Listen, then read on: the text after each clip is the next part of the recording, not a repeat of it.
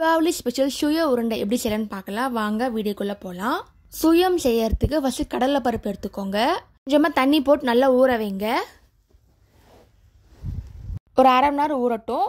இப்போ தண்ணி எல்லாம் ஃபுல்லாக வடிகட்டிக்கோங்க. நெக்ஸ்ட்டு நம்ம மாவை கரைக்க போகிறோம். கோதுமை மாவு எடுத்துருக்கேன். நீங்கள் வேணால் மைதா மாவு கூட எடுத்துக்கலாம். நெக்ஸ்ட்டு அரிசி மாவு எடுத்துக்கோங்க. நல்லா மிக்ஸ் பண்ணிக்கலாம். நெக்ஸ்ட்டு நம்ம தண்ணியை ஆட் பண்ண போகிறோம். நல்லா கரைச்சி வச்சுக்கோங்க. திக்காக இருக்கணும் மாவு. இந்த மாதிரி இருக்கணும். நல்லா திக்காக கரெக்டான கன்சிஸ்டன்சி தாங்க. மாவு நல்லா திக்காக இருந்தால் தான் சுட வசதியாக இருக்கும். இப்போ ஊற வச்ச கடலை பருப்பை நல்லா மிக்சியில் போட்டு அரைச்சிக்கலாம். நல்லா திக் பேஸ்ட்டாக இருக்கணும். இது கூட நம்ம வெல்லம் ஆட் பண்ண போகிறோம். நல்லா பொடியான வெல்லம் இது.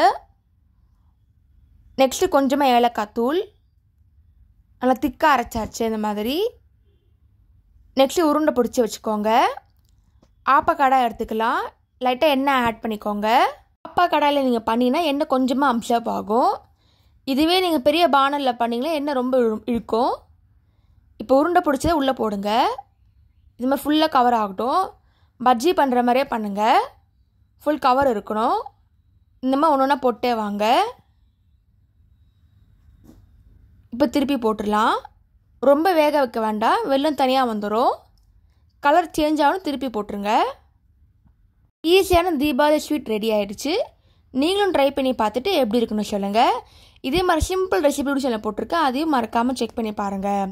தேங்க்ஸ் ஃபார் வாட்சிங். லைக் பண்ணுங்கள், ஷேர் பண்ணுங்கள், சப்ஸ்கிரைப் பண்ணுங்கள்.